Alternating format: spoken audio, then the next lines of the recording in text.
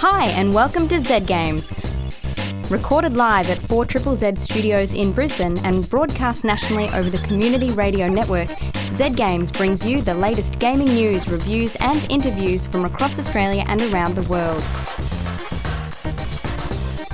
You're listening to Z Games, which is no doubt your favourite radio program. We are coming to you live from the 4ZZZ Studios in Brisbane, and you might be listening to us on the Community Radio Network across Australia. This is going to be our second last episode for the year. That's right, Lee. And that is Razor there, joining me in the studio with Jody Macgregor. Hello. And Ms. Candi Payne. Hi. What are we talking about in this episode, fellows? First up, Candi Payne's been playing Framed, a comic book-themed iOS game. Right, Candi? Yeah, and Steam. Jody and I have been playing Tales from the Borderlands. Yeah, it's one of Telltale's new episodic series. The first episode just came out. And Lee's been playing Dragon Age Inquisition, a review that we've had to put off due to the sheer scale of the game. Yeah, don't want to rush that. Yep, so we'll be hearing all of those reviews later in the episode, but let's get this one started with the weekend gaming news headlines with the lovely Miss Candi Payne. Thank you, Razor. The president of Take-Two Interactive has criticised Target and Kmart Australia's decision to remove Grand Theft Auto 5 from their shelves following a petition on Change.org that decried the game's depiction of violence against women. Carl Slatoff, the head of the company that owns GTA 5 studio Rockstar, said at a conference last week that the ban was a poor leadership decision and that it flies in the face of everything that free society is based on. He went on to say, if you don't like it, if it's offensive to you, then you don't buy it. But for a person or a group of people to try to make that decision for millions of people, we have 34 million people who have bought Grand Theft Auto 5. If these folks had their way, none of those people would be able to buy Grand Theft Auto. I'm pretty anti-censorship, but this is not a case of censorship. That is, yeah. And comparing the two cheapens the very important rhetoric that we have to fight censorship with. This is two chain stores deciding what they want to sell and saying that, what did he say? This flies in the face of everything a free society is based on. Surely forcing a store to sell your product when they don't want to is flying in the face of everything a free society stands for. It's their decision to make. And as he pointed out, there are other places to buy it still. Yeah, it's a bit depressing that this kind of movement is so upset about a company being able to choose how they act based on their own individual morals and code of ethics, which is generally what the angry gaming people tend to be all about. So I guess it's only good when they get their way. Yeah. Polish studio CD Projekt Red has this week announced that The Witcher 3 Wild Hunt will be delayed. Previously expected in late February 2015, the new release date is 19th of May. An open letter posted to the company's website read, "We know what we want to do to make Wild Hunt one of the best RPGs you will ever play, and we continue to work hard to achieve just that. So, we apologise and ask for your trust." I'm actually okay with this because there are like 8 really, really massive games that are out right now, and I think I'm still going to be playing them until May. So, thanks guys. Keep pushing that back. Let me finish my backlog. I feel like we say this a lot on air, but I'm always happy when things... I'm not happy, but I'm okay with them being delayed if the game is better than a rushed and stressful release for the people working on it, and then a crappy version that's all buggy. So I'm okay with it being a little bit delayed. Play some other stuff. Yeah. No big deal. Take your time, guys. Yeah, just make it good. Inventor Ralph Baer, considered to be the father of video games, has died aged 92. Baer designed the prototype for the very first video game console, called the Brown Box, but later sold as the Magnavox Odyssey, which was released 3 years before Atari's Pong console. Baer held more than 150 patents and was awarded the National Medal of Technology in 2006 for his groundbreaking contribution to the video game industry. It's a pretty good innings, though. 92. Yeah, he had a good run. Yeah. A new entry in the King's Quest series will arrive in the third quarter of next year. Called King's Quest Your Legacy Awaits. The game is being developed by Studio The Odd Gentleman and will be published by the newly resurrected Sierra Entertainment. A continuation of the story of King Graham, the new game will shed its point and click adventure roots and will be instead an action-adventure platformer with releases scheduled for the PS3, PS4, Xbox 360, Xbox One and Windows. Trailer looks really nice for that. Has a really lovely art style, but I'm not sure about changing it over from being an adventure game into more of an action platformer thing. I feel like it looks a bit Dragon's Lair in the trailer, and that's kind of the opposite of what I want out of this kind of game. Mm-hmm. What are your thoughts, nodding heads on the other side of the room? I played through King's Quest 6 as the only one I ever actually managed to finish. Yeah. And I'm pretty sure I needed a walkthrough to do it. I probably won't mind if they make it a little bit less like an old-fashioned point and click and if there's a balance between the two, then that would be ideal for me. I'm happy with them modernizing it a bit, but yeah, if they get rid of everything that made fans love the old ones, that would be a shame. Yeah, I think that the old Sierra games, people view them through a very thick haze of nostalgia, and being there at the time, I remember them being mostly inscrutable and incredibly unfair.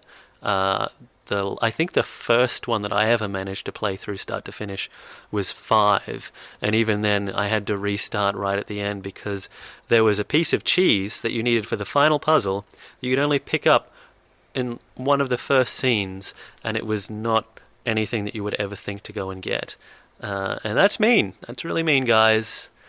Don't do that. It's kind of funny, though. Oh, yeah, no, Like, it is. Someone took a great pleasure in making that the way that is. Yeah, and that person should be hit with a stick. That's what I think. Last weekend, Sony's inaugural PlayStation Experience convention was held in Las Vegas, coinciding with the 20th anniversary of the Japanese launch of the original PlayStation. As expected, many announcements were made about upcoming products. Firstly, a limited edition 20th anniversary PlayStation 4 model was announced, coloured grey in the style of the original console. The package includes a themed controller and PlayStation Eye accessory and is limited to a production run of just over 12,000 units. We've just been discussing the aesthetic look of that bundle. I think it looks good because I had an original PlayStation and it hits the nostalgia buttons for me, but Lee, you're not so sure about the new grey colour scheme? Look, I think we've moved on from that colour, and I think we've buried all of the plastic that was used to make things that colour is now somewhere in the middle of some New Mexico desert with a big sheet of concrete over it. And it's a shame that they went out there and dug that up. Tim Schafer's studio Double Fine revealed that a remastered version of the classic 90s adventure game Day of the Tentacle is coming for the PlayStation 4, PlayStation Vita, PC, Mac and Linux in 2015. A release date for the remastered version of Grim Fandango was also given, the 27th of January, for the previously mentioned consoles. The new version will feature a new recorded soundtrack featuring the Melbourne Symphony Orchestra. Broken Age Act 2 will also be hitting PlayStation on the same day as the PC release. Such good news, man. Mm-hmm. Yeah, Day of the Tentacle, one of my favourite games from my childhood. Mm-hmm. It's one of those games, like you said, Lee, you look back with some rose-tinted glasses. Oh, hell no, not for a LucasArts game. It's still good. Yeah. I've been trying to play that again, but for some reason the computers that I've had have had a lot of trouble getting the emulator up and running, so it'll be so good just to fire up my PlayStation and just be able to play that. Here's my question, though. This and the remaster of that Day of the Tentacle, Tim Schafer has long talked about wanting to have access to these franchises again, things that he birthed. And LucasArts were basically like, no, we're not making any more of these. Now Disney owns all of that stuff, so obviously Sony have got a lot of money to throw around to get those things out of the archives. But my question is this something that Tim Schafer is like really excited about re-releasing HD versions of his old games? Or is this him trying to keep the lights on at Double Fine? Is this like, a job that he's got to do to pay for the running of a very large indie studio in the most expensive city in the world? It could be, because we've heard that Double Fine have had some problems. They've had to lay off some staff over the last month or so. So, they are facing financial difficulties. But that's not to say that even though they are maybe doing this for the money, that it's not going to be warmly received and awesome. Yeah, no, that's certainly the case, I think, yeah. Street Fighter V was officially announced and will be coming to the PC and PlayStation 4. Capcom confirmed that the game will be a PlayStation console exclusive. No release date was given, though the game will support cross-platform play, allowing PC and PS4 users to beat the crap out of each other. It's weird that they did that, right? Yeah, poor old Xbox guys. Yeah. That's a big thing to snatch away from, half of the people that play video games on TV. And remember when people cared about Soul Calibur and they released one of those exclusively on the PS3 and then people stopped caring about Soul Calibur forever? I just wonder if maybe when you limit a game, one of these like big universal franchises to a single console, maybe you are doing a very short-sighted thing for a big sack of cash. I don't know. I'm probably not going to play it on the PC because that's for TVs. I don't know. Yeah, no, that's a valid point. I only ever played those games on consoles because that's where I could play them with my friends on the couch, and that's what they're for. And chopping up that audience is weird. I thought when this was announced they were saying it wasn't going to be on PC, and then they were like, no, PC as well. Like, that's odd. Yeah. I'm not liking the climate right now. Like, Microsoft did the same for Tomb Raider, right? Yeah. This is sort of Sony striking back, in a way you could view it that way, and eventually it could become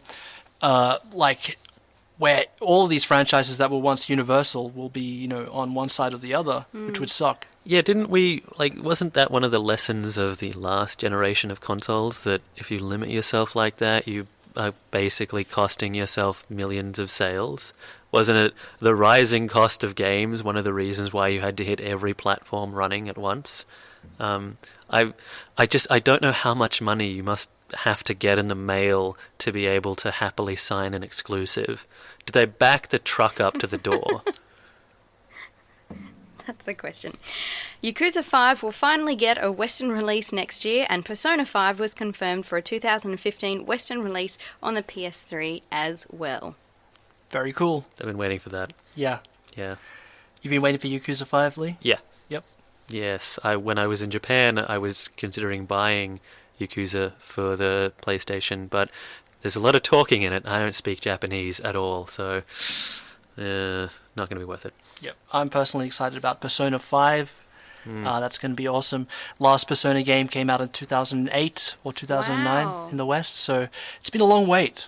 We've had a billion spin-offs since then because for some reason the Japanese developers love to milk their franchises. So we've got like a dancing game, a dungeon crawling game and all that, but we haven't had a core Persona game for so long. So really happy to hear that news. I'm glad we could end on a happy note for you, Razor. All right, well that's it for this week in gaming news headlines. You're listening to Z Games on Triple Z 102.1 FM. And now, Candi, you've been playing a game called Framed on your iPad? Yes, it was just on the little iPad mini.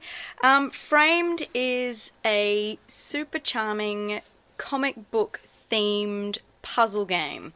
It's very much noir style, so all of your characters are silhouette. Beautiful coloured backdrops, kind of turquoises, purples, dark comic colours, very nice. Lovely jazz score, jazz music throughout.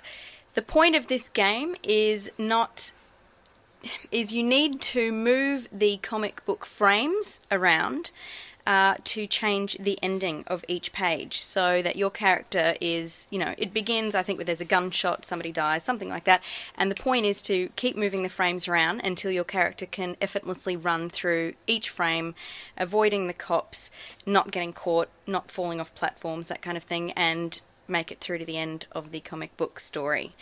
So it is not a long game. It cost me about $7 for the iPad. I think you can get it on Steam as well.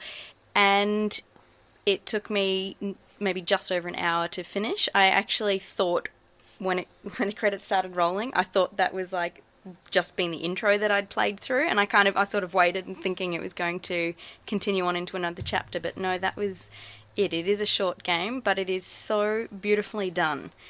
If you are fans of Mad Men, and you know that opening scene where it's just a black silhouette, very the 50s looking silhouette kind of tumbling down the side of a wall. It is that the whole way through. It's that dark silhouette, pointed characters, but very fluid movements the whole way through. So when you're moving these comics panels Yes. around, like, are you trying to find a way they fit together to tell a story that makes sense, or is it like your character jumps from one place to another and you have to move a landing spot closer to them? Both. So yeah, you are moving the frames around because you need your character. It switches between a male and a female, which is really lovely. You need them to get to the end of the page without getting caught, without falling down a hole. It's mostly that you're trying to evade the cops. So it gets a little bit more complicated. You start with 2 or 3 frames that you need to move around, and it's very simple. There's a cop in one frame. You simply need to move it so that you are perhaps climbing up a wall and running over the top of his head rather than running into him. Mm-hmm. And it moves from that to, maybe being 7 or 8 frames on the page, which then reload. And so you have to watch as your character is running through each frame, find the ones that have reloaded, and then shuffle them around in another order, which then changes the action and the animation in every frame itself. So in one where there's, for example, a stack of bags or something like that at a train station, in the first scene you may run past the bags, but if you move it fast enough and it lines up with the frame next to it, they might climb up the bags, or it's that sort of thing. So the animation in each frame sort of changes a little bit as well. And then running around corners and things like that is really quite interesting, because depending on how you line each frame up, they'll come from the left, the right, they'll come from below, they'll get caught with the cops above them, below them. It's all very interesting, so it's really wonderful to see how much the animation changes. And so for that reason, I almost didn't care that I couldn't work the puzzle out straight away, because I just wanted to watch all the different ways of this character running through the frames.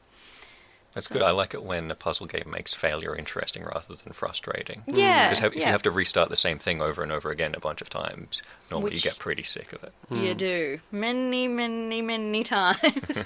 Especially because there is no instruction. Like, it starts, you see the beginning frame, you see the gunshot, you understand the game's called Framed, A, because you're playing with frames, but B, because obviously your character's been framed for a murder or something. And then that's pretty much it.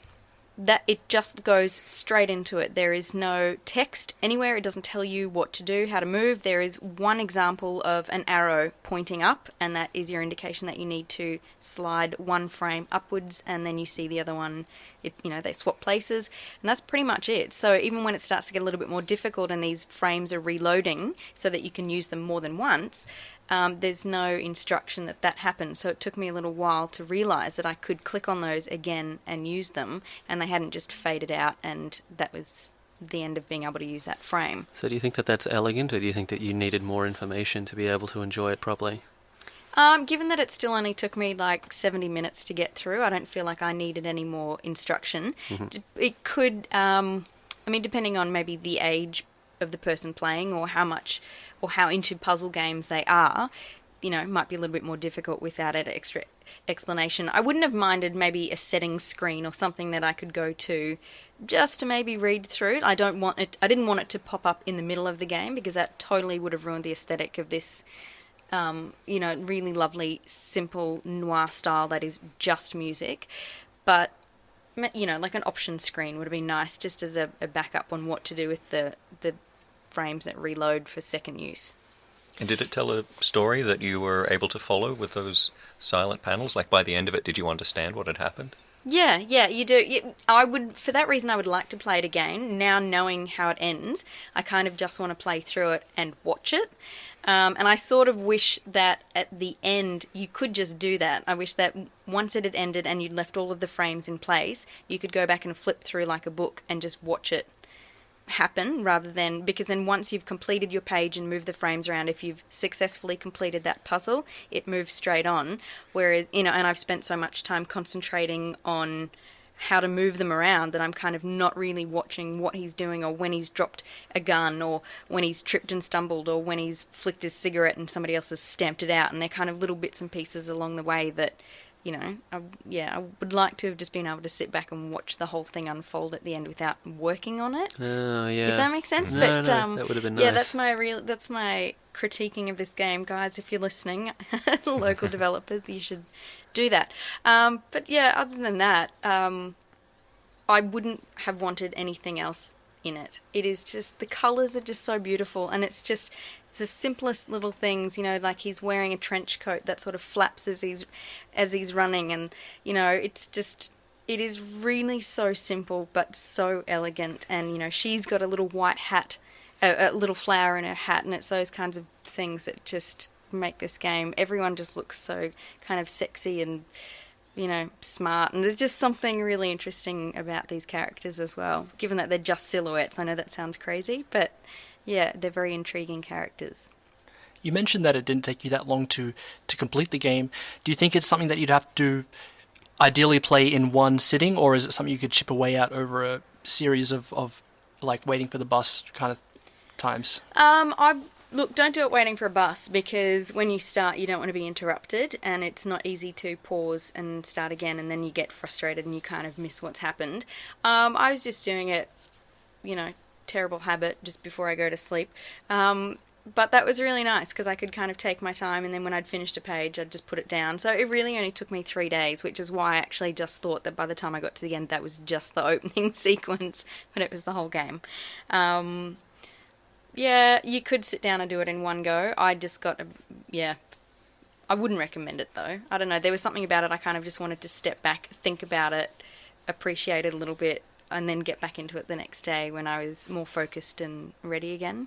Some games are too good for public transport. Yeah, this one is, and if you're getting it on an iPad, I wouldn't recommend on a phone. I just think the screens are too small, and you really want to be able to see the detail in each frame, because that is the most amazing thing.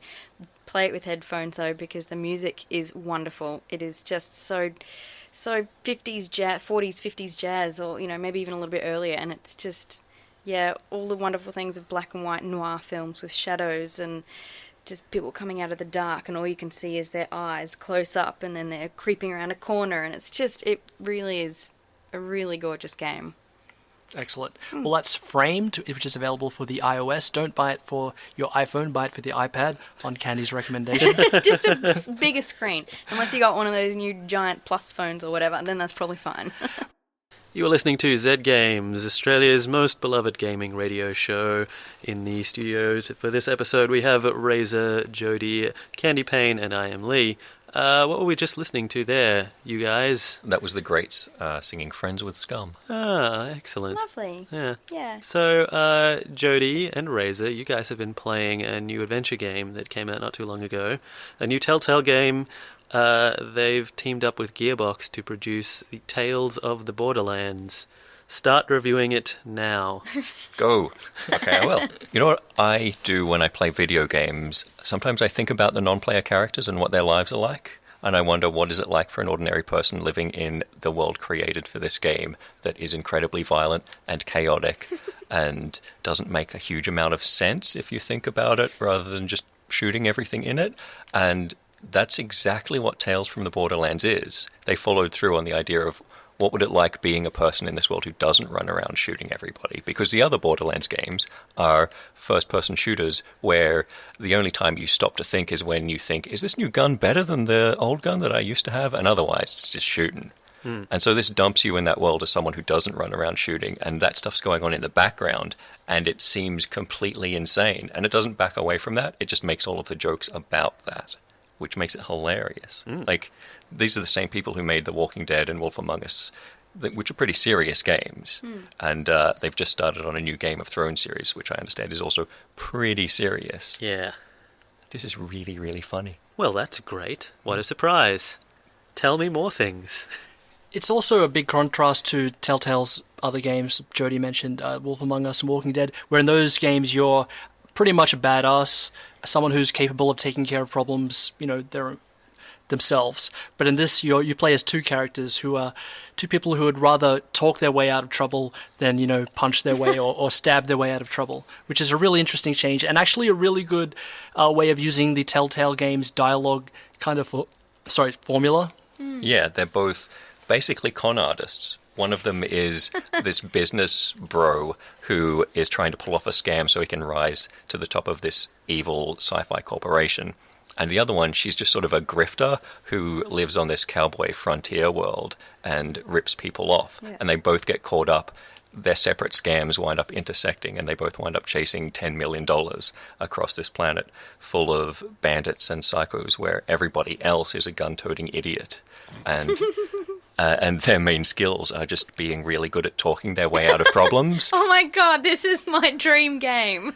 So when a fight breaks out and you're actually in it, you're often a background character to it. You see one of the characters from Borderlands 2 in the background. He's playing this other game that intersects with yours at various points. Like you see him having a boss fight and you're just on the edges of it trying to survive. Oh, that's very clever. Which is really great. It's like, Oh my god. like in Wolf Among Us, you feel like the choreographer of an action sequence in a movie. Instead of being about, can you headshot this guy? It's more, you're on the back of a speeding truck and bad guys are climbing up it, and do you kick this guy off or swing a crane around to knock the other guy off first? It's not about how good are you at killing these dudes. It's just, how do you want this sequence to play out? There's an amazing scene near the start of the game where you're about to enter like a negotiation with this criminal, and your offsider has kind of already prepped him up with your backstory, and she quickly comes up to you and says, "All right, here's who you are," in a very short time. Like she just races through it, and then she's like, "Oh." And then you say, "Oh, can you repeat that?" And it's like, no, she gets cut off before you do. And then, the negotiation starts, and this guy is like interrogating you with like a razor sharp precision about every aspect of the story that you're supposed to have been following, about who you are. So it's it's a really tense scene where you have to sort of bluff your way through this conversation.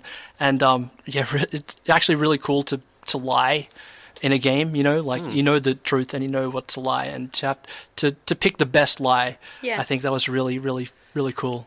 My brain actually just went to all of the moments in my gaming history where I have just randomly plowed over somebody in the audience, like in the crowd, and just really not given a damn, or just shot through them because they were kind of close to the guy I was aiming at.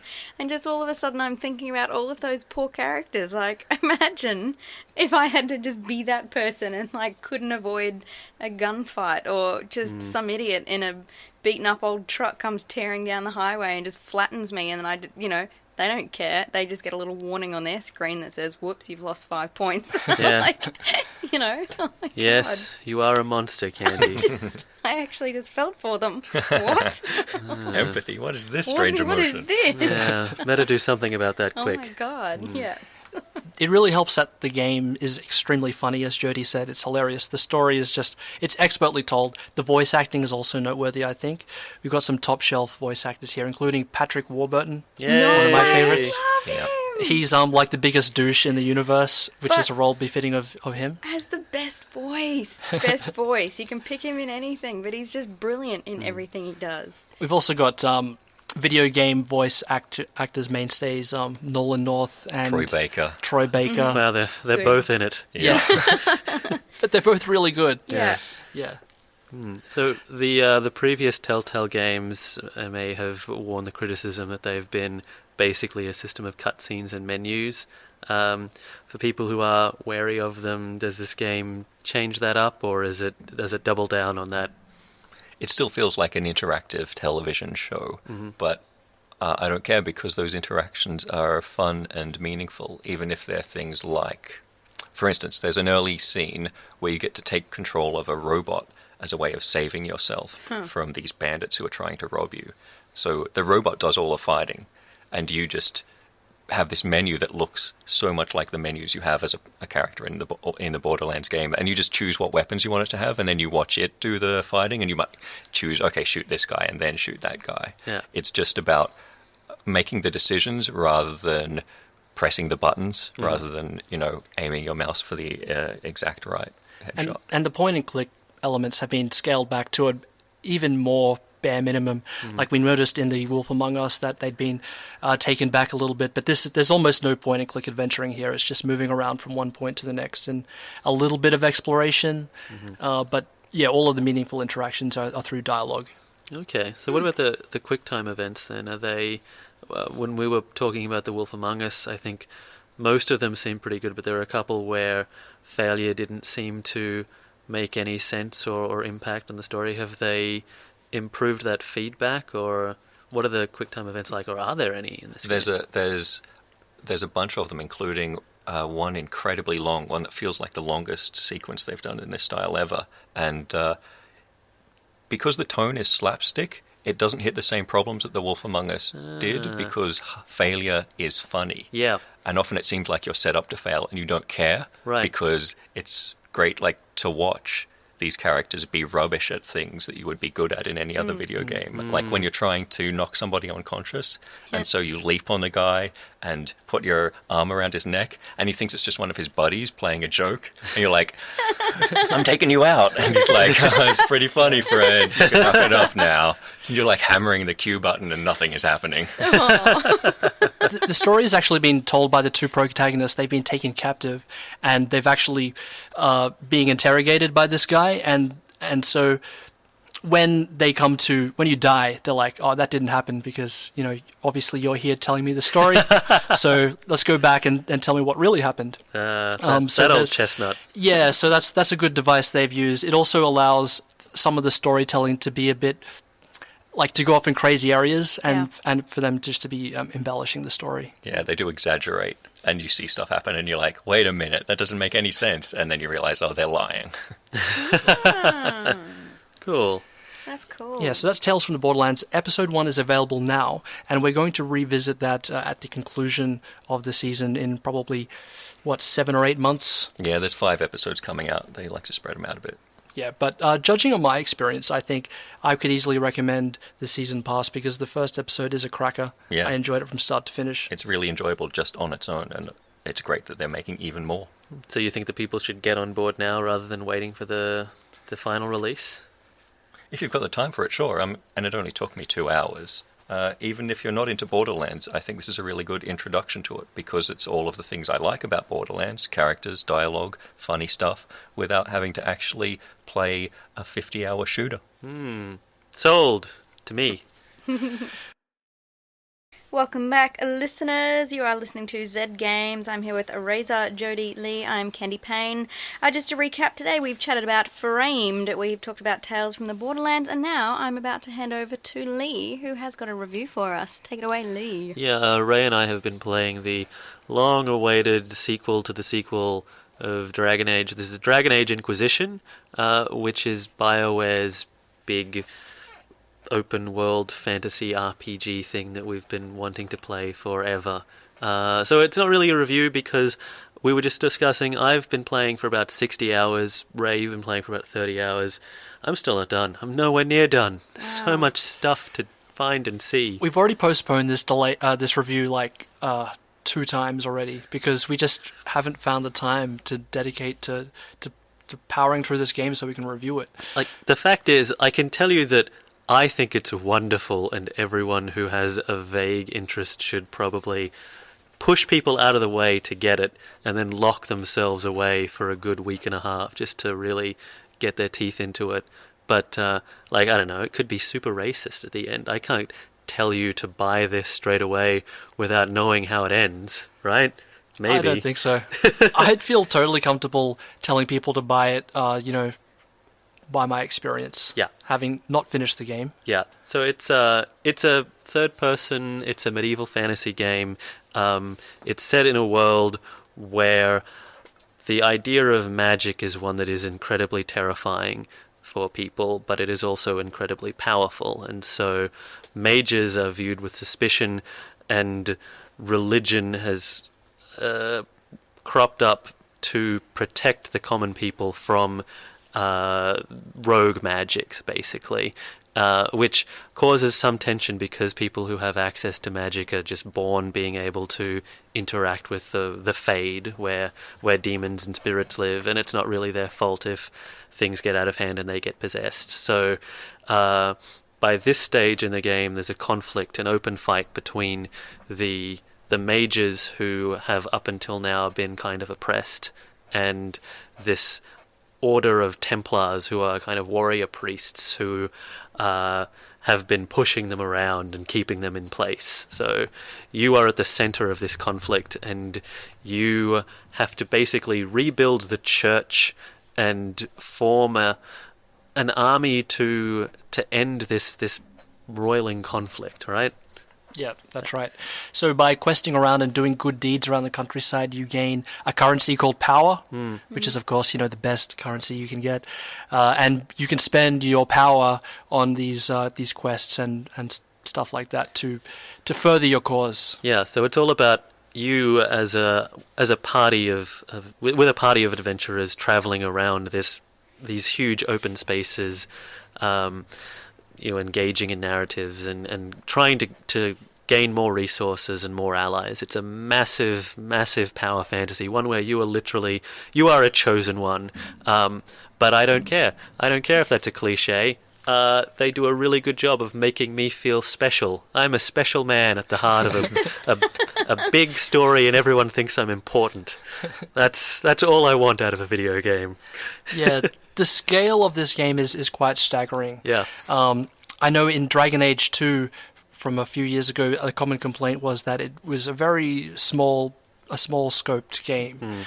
It was set in a small area. And there was a lot of recycling of assets. Yeah. You would see the same things again and again, even if you did travel around. Well, the thing is that it's set in the same place, but over a period of time. So you'd sort of go back to the city 10 years later, but it didn't feel like that way. It was very much, it felt like they were just recycling assets. Here, the world is huge, and I was just floored by how much of it there was. I mean, I just went out and journeyed into the countryside and just kept going. It's not like you can walk from one end of the earth to the other, like in the game like Skyrim or Grand Theft Auto. There are segments to each zones, but the individual areas are massive and filled with like little treasures and secrets. Yeah, they're huge spaces that have a lot of variety in what you can do and see within them. And I know a lot of games kind of train you to go to one place and then do everything that you can there and move on to the next one. And with this, that's the first instinct that you have when you end up in the hinterland, which is the first area, and it's massive. But you actually shouldn't do that. You should try to pursue the storyline for a while, because the game actually opens up exponentially, and if you do just power through that first area, you won't actually get any of the real cool juicy stuff.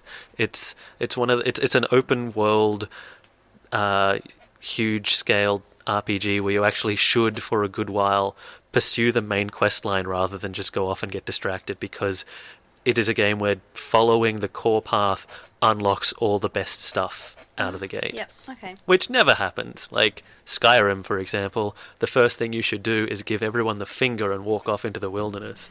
That's not true. Well, if you don't follow the main storyline in that, dragons don't show up. So. That's okay. And in Shadow of Mordor, don't you have to follow the main storyline to unlock branding and... Yeah. Shadow of Mordor is another good example where they've actually said you should do what we want you to do and get all the cool toys and then play around with it later.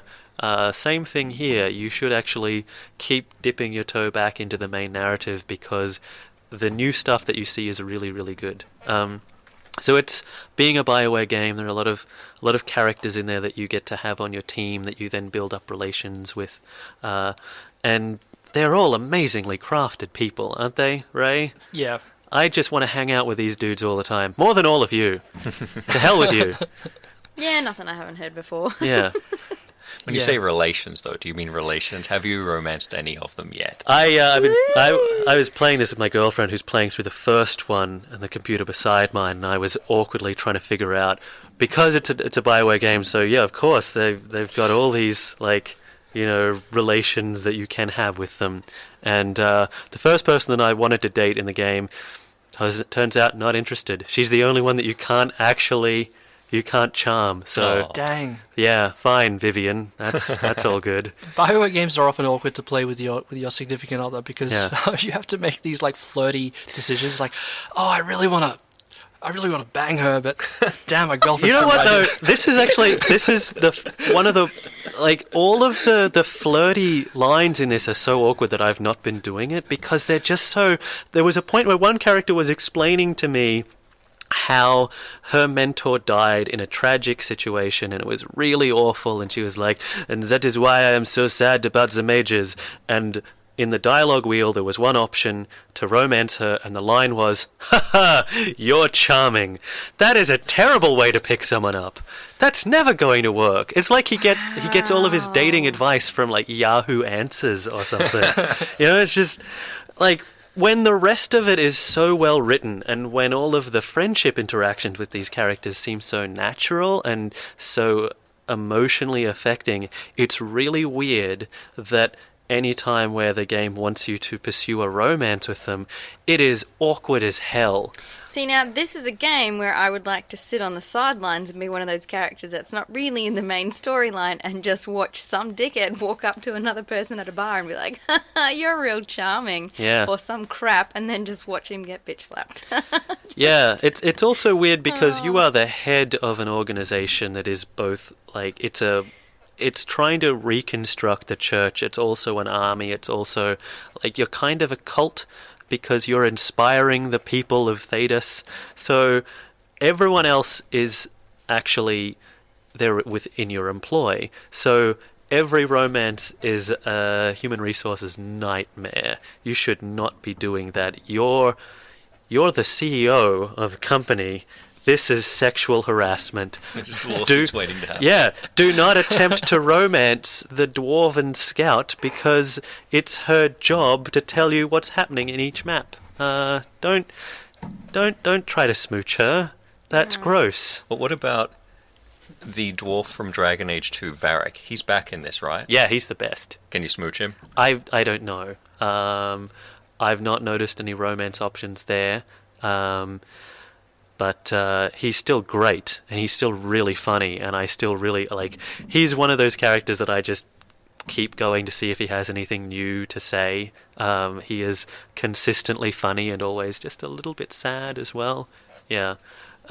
It references all and builds off the previous games in a way that makes you feel great about having played through to the other games to a tremendous degree as well. So the protagonist from the second game, Hawk, shows up, and you get to make him look like your Hawk, and you get to have him, talk in the way that your Hawk did, and that was so good that there was my old guy. There he is, and now I'm hanging out with him and we're pals. Like, even better.